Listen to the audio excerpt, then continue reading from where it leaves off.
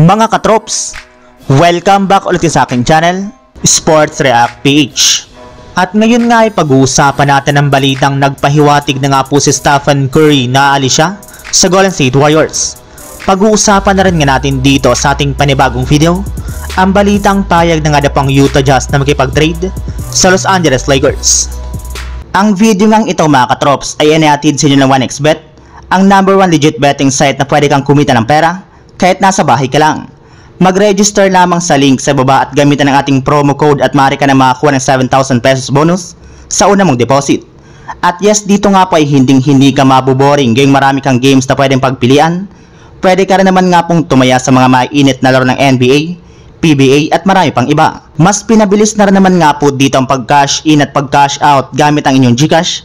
Kaya ano pang hinihintay ninyo? Mag-register na. Habang nakafocus nga po mga katrop si Stephen Curry sa Team USA, ay hindi pa rin naman nga po niya napigilan ang kanyang sarili na magsalita patungkol sa pag-alis ng kanyang teammate na si Klay Thompson sa Golden State Warriors ngayong off-season.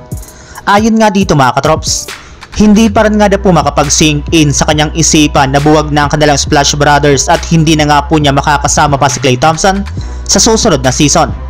Pero sa kabila nga po ng mga nangyaring ito ay nilinaw pa rin nga po ni Stephen Curry na ang goal nga na po talaga niya ay maging Warriors for life.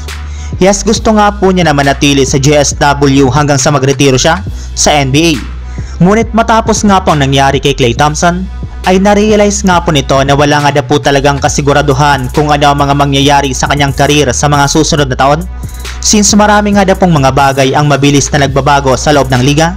Sa madaling salita, hindi na nga po siya nakakasigurado kung matutupad pa niya ang kanyang goal na manatili sa Warriors. Inaasahan na rin naman nga na po na posibleng magbago ang kanyang mindset. Ibig sabihin, hindi pa rin nga po nito sinasarado ang posibilidad na umalis sa GSW at lumipat siya ng ibang kupunan na interesado sa kanyang serbisyo. Samantala, punta naman tayo sa ating sunod na pag-uusapan sa balitang payag na nga na pang Utah Jazz na makipag-trade sa Los Angeles Lakers. Base nga po mga katrop sa kalalabas pa lang na balita ni Ian Begley ng SNY, plano na nga na po ng front office ng Utah Jazz na i-trade ang kanilang batang big man na si Walker Kessler sa ibang team, basta't makakuha sila dito ng at least isang future first round pick ngayong off-season. Kaya dahil nga po dyan ay magkakaroon na nga po ang Los Angeles Lakers ng pagkakataon na makuha ito sa lalong madaling panahon. Well, alam naman nga po ninyo na kung meron man nga pong isang bagay ang dapat mapa-improve ng Lakers, ito nga po yung kanilang front court sa pamamagitan ng pagkuha nila ng bagong center na tutulong kay Anthony Davis.